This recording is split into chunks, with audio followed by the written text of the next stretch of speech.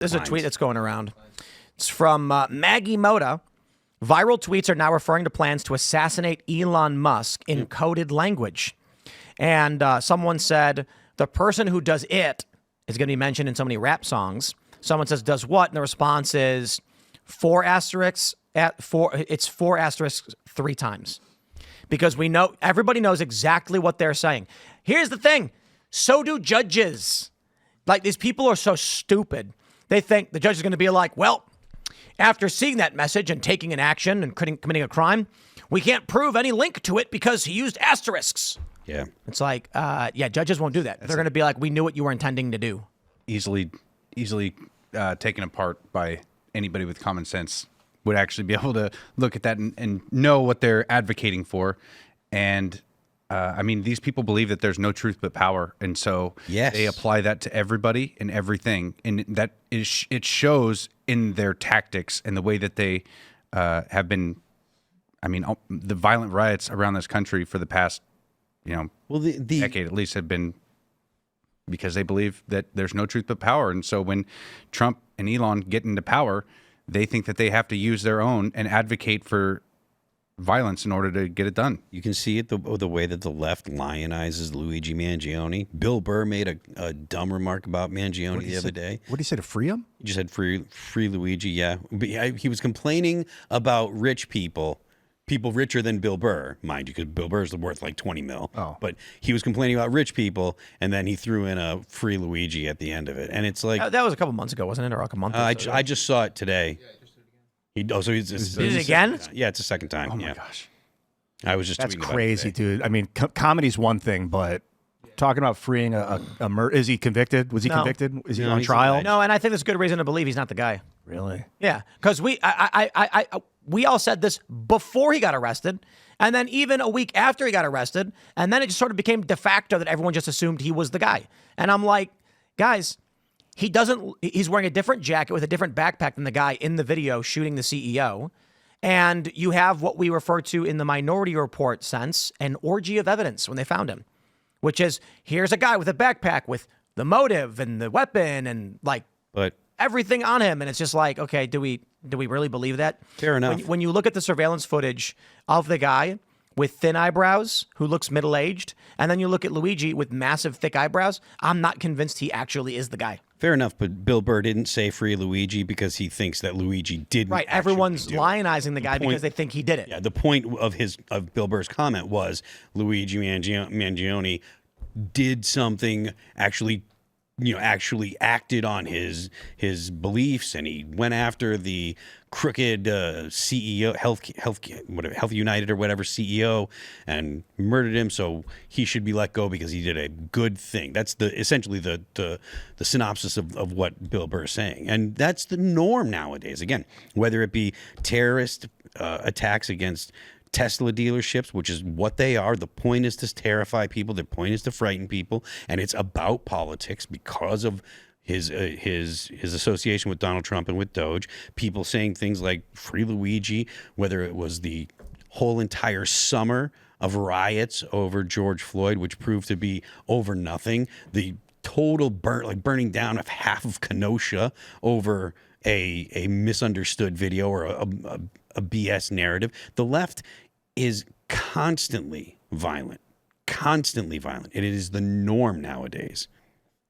But was it all just being directed in the 90s? Because I don't remember it until internet video. Now I can see it. Was it just happening overseas before? They were just directing all the vitriol towards our enemy, our common enemy? If you look at the number of bombings in the 70s, from leftist organizations like the Weather Underground, there were bombs going off all the time, hundreds of bombings. I'm gonna take a look now.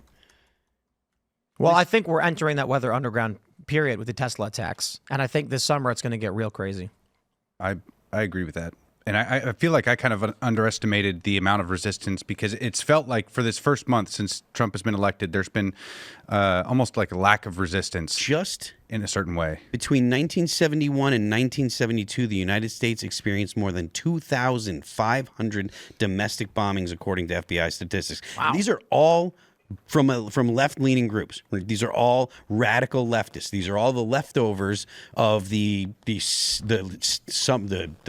Summer of Love in the 60s, the anti-capitalist movements that were born in the 60s, the communist movements that were born in the 60s.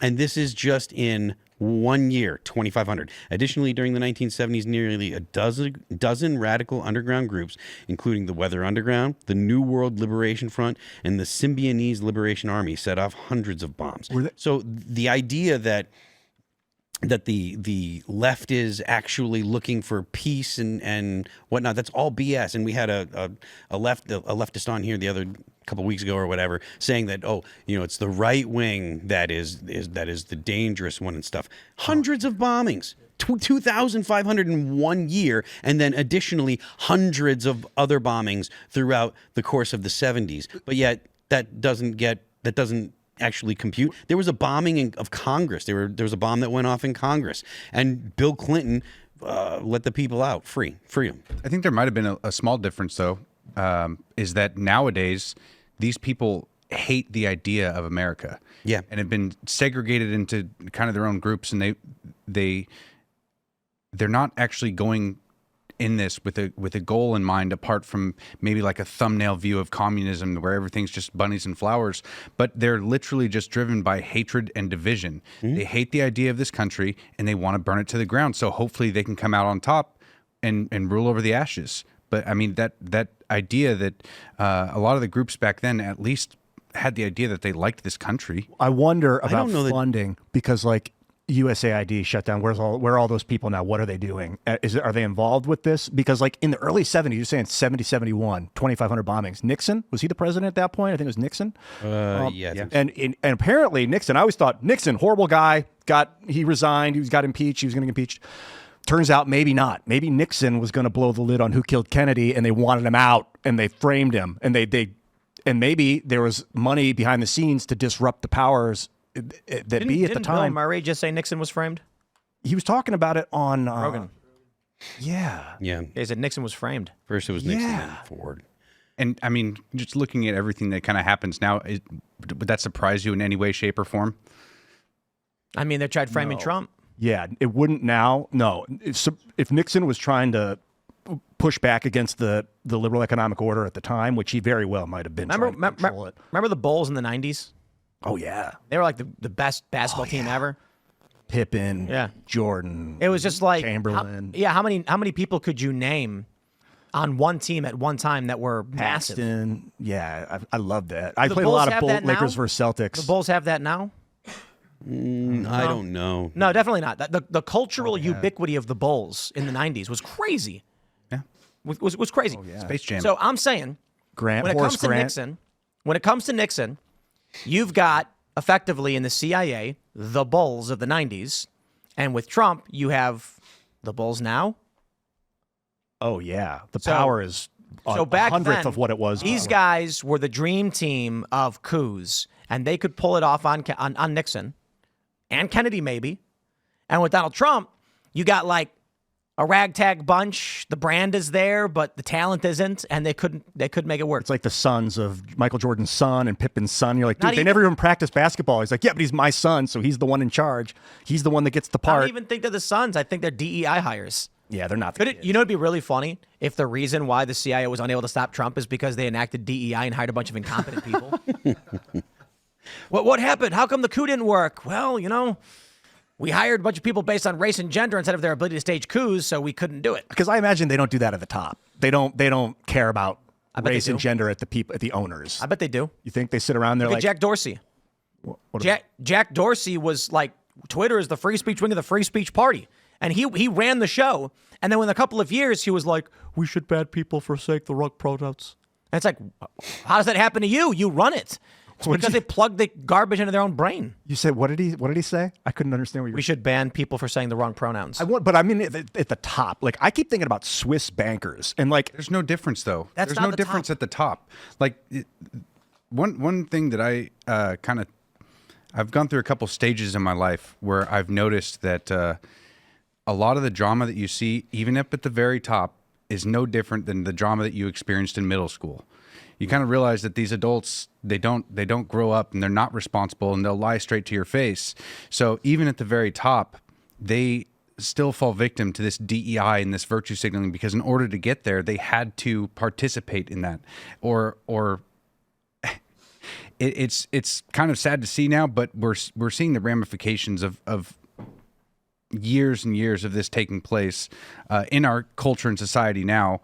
But there's no difference between what's happening up at the top and what you experience like in drama workplace. Well, like the Epstein stuff. We had Mike Cernovich on a couple weeks ago, and he's basically the guy that broke the Epstein story. And he was like, I think the reason it's not coming out super fast is because it's like top level royal governments, kings are like, yo, we're not gonna sell oil to the United States anymore now that you released the files. Did he say that? No, he was intimating that he thought it was like top level global royalty stuff, which is why it hasn't come out. And I'm open to that idea, because like if we released the files and we lost 20% of our imports because countries are just like, all right, well, you crossed the Rubicon, we're not there anymore. But like those kings, those people, King of Saudi Arabia, he doesn't have to appoint DEI. He wouldn't. He'd appoint the best around him at all times. I would They think. still have slaves in Saudi Arabia, so they're not worried about those kind of things. They remember in the Middle East, they don't change the logos in the Middle East for Pride Month, because that would get them booted out of the country. The Middle East and the cultures in the Middle East are not at all anything like the West. Like the thing, like we live in a culture that like if someone attacks you, right, it's normal to go to the police. If someone attacks your property or attacks you, it's normal to go to the police. There are other cultures in the world where if you go and appeal to authority, someone disrespects you or someone hurts your property or whatever, and you go and you appeal to authority, you're cast out of society. Like you're expected to go it's an honor society. You're expected to go handle that by yourself, and the police aren't going to do anything. So you go handle it by yourself, and that's far closer to something like the Middle East, or in some cultures in the Middle East, because it's not a panacea. It's not a panacea in the Middle East, but in specifically in Saudi Arabia, it's not the same thing as the U.S. at all. Well, maybe. I mean, I'm thinking about inbreeding in royal families. Thinking about doing it for my whole life, but finally it's time. Hundreds, millennia. Children are born from parents that are brother and sister to save royal blood. That's like DEI. That's like we need to force a result. We have to create. You're not going to marry the hottest girl. You're going to marry your sister. And it's like, well, I have Still to do that in parts of the world. And that's kind of like DEI. It's like Bloodline choosing. purity.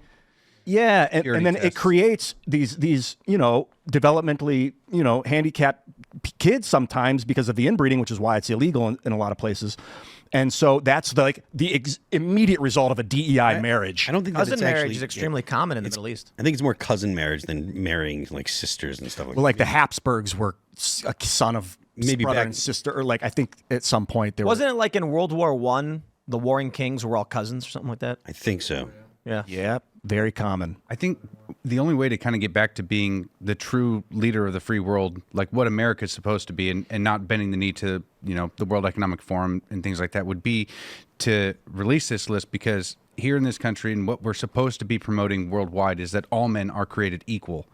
And we don't believe in the royalties. We separated from the British monarchy for a reason, because we believe that all men are created equal. So whoever's on that list, be it royalty from another country or D's or R's here in America, that list needs to come out. I know that it can't be done tomorrow, even though I would like to see it, and figure out who's been running this stuff or who's been compromised behind the scenes, because it sure feels like we've had puppets in place of representatives that do their own thing, as opposed to having representatives for the people. Like our government hasn't been running the way it was designed by the founding fathers to run, because we've had too many compromised representatives that will vote in because they say the right thing during the election time. But in all reality, once they get into that club and they perform these terrible things to where now all of a sudden it's no different than like a Joe Biden presidency. Like he wasn't actually running things, and then you kind of take that and you to bring it all the way down to all of our representatives and judges and all these famous people who participated in the Epstein and Diddy parties, and then you realize that the government itself has been compromised, and that's why people are waking up and saying, like, how did we get to this point where they're arguing now for genital mutilation of children and trying to codify it into the Washington State Constitution? How did we get to this point? It's because we've had compromised representatives that haven't been representing the people itself. If we are all created equal and our system of governance, being a constitutional republic, is meant to have us vote in representatives, and we need to actually have representatives, and transparency in what they're doing is key. It's all fake. Like when Al Green got up there and wiggled his cane at Donald Trump, it's all fake. Congress is not real. They're not legislating. That's just not what they do. And we've known this for some time. It's been, like 2 years now since we had Marjorie Taylor Greene tell us how Congress actually functions. Yep. Where nobody actually goes to any of the votes. There's someone who's not the parliament or the parliamentarian, not the speaker, is like, we have a bill that says this, and they go, and there's like 4 Republicans and 4 Democrats, and no one really cares. That's what's actually going on. So when I hear that story, we heard from Thomas Massey too, and we heard from everybody, Matt Gaetz and everybody. And then you're like, then why do we keep seeing these great battles over certain bills? It's like, oh, it's fake. When you see on TV and it's like, this is the bill they're battling over, certainly the funding bills like CRs, those are real. That's where they're trying to get the money. But on most of these bills that are inconsequential, like providing $1 million to a bread manufacturing plant in Nebraska, whatever. Go for it. Nobody cares. With Al Green, I'd love to see that censure. It hasn't happened yet, correct? It was supposed to, but Democrats started singing. So I think, because I used to be like, fake. what's the point of censoring congressmen? It just seems so pointless. But now I realize, do it in public. Do it on TV. It is. Humiliate the character for abusing power, and we'll all watch. And that's what it is, except now Democrats block the censure and start singing. And then Speaker Johnson was just like, adjourned. And they leave. I'm like, adjourn? Arrest them. Like, I don't think you need an official I don't think proceeding. you need other Congress people in the room. You put Al Green on the podium, you censure him in front just say no.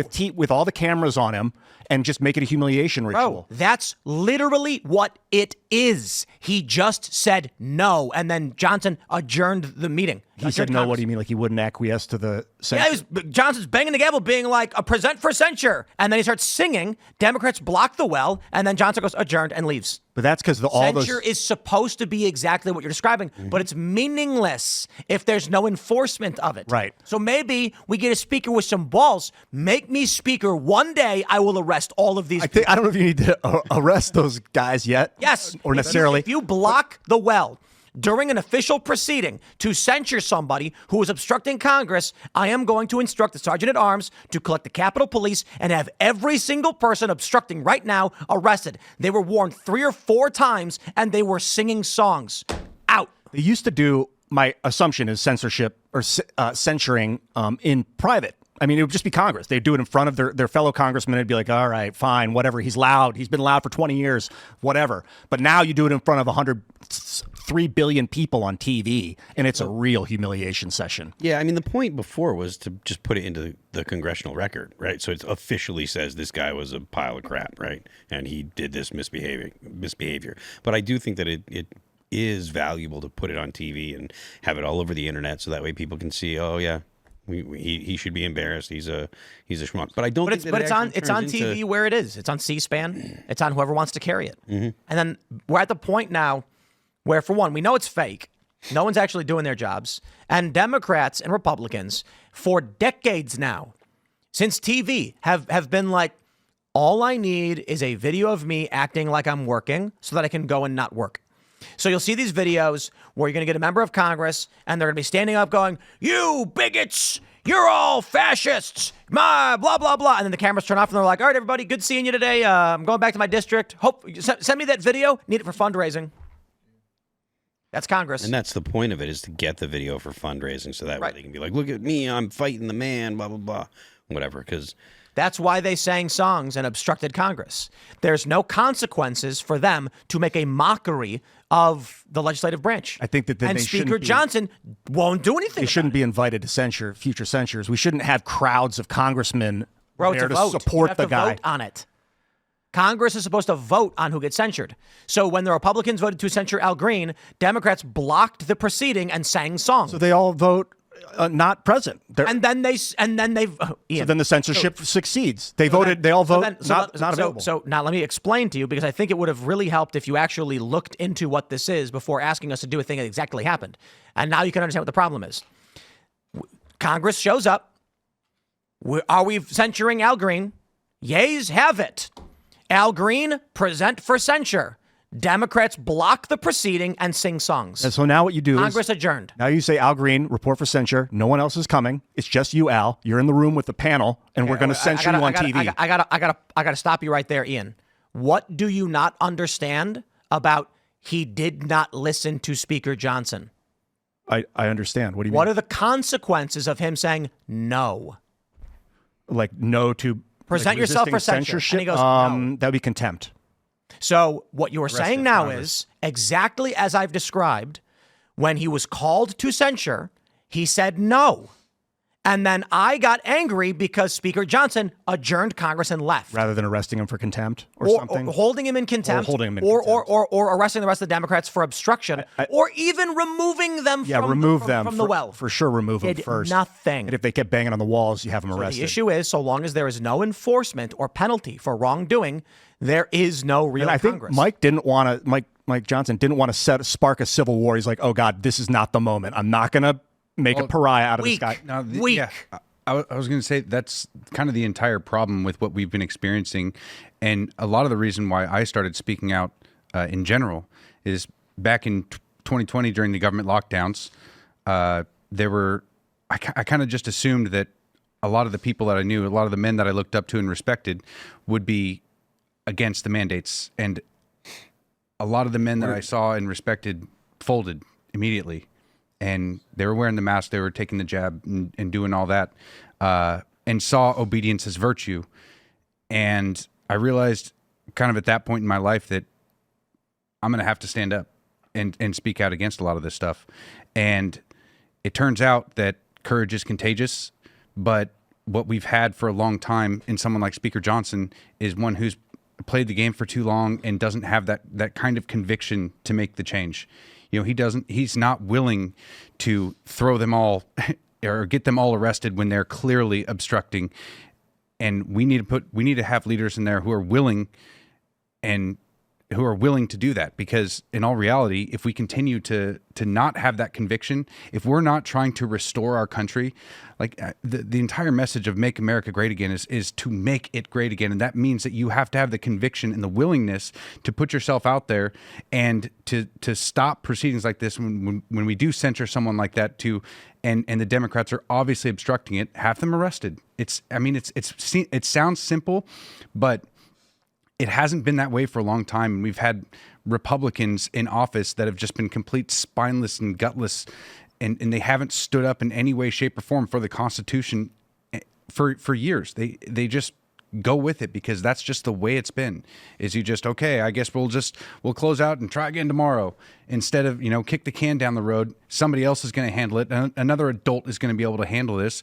But that's how we've got to this point. I would hope if we do, if Mike, eventually Mike Johnson will be replaced. It's just the nature of the job. But that it's the next guy or girl is a little more, if they are more adherent to the rules and they're willing to, like, you're under arrest, you're being held, like that kind of thing. Just don't become a villain. That's important, because it's an optics game too. Like, you don't want half the world to turn on you because you're too heavy-handed.